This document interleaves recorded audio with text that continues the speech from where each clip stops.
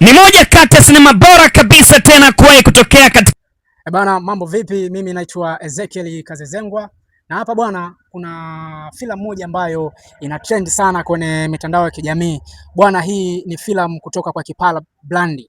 Kipala Brand bwana ameachia filamu moja inaitwa Bodyguard, The Bodyguard bwana. Hii filamu ni kali sana, kama ukipata muda nenda kaangalie pale YouTube, ukafuatilie hii channel inaitwa The Bodyguard bwana. Ni bonge moja ya filamu, ni bonge moja ya kazi ambayo ametumia gharama kubwa sana humo bwana. Nimeona maajabu kwamba jamaa amerusha helicopter live, amerusha helicopter live. Sijawahi ona filamu za kibongo au filamu za kitanzania msanii au producer amerusha ndege live, amerusha helicopter kwenye scene yoyote.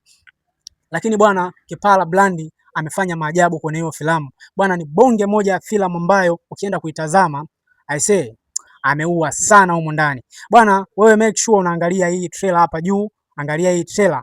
Hii trailer hapa, jamaa amefanya vitu ambavyo ni amazing sana humo ndani bwana. Mimi naitwa Ezekiel Kazizengwa au almaarufu ananifahamu kama Kazizengwa, na hii inaitwa Squeeze Media.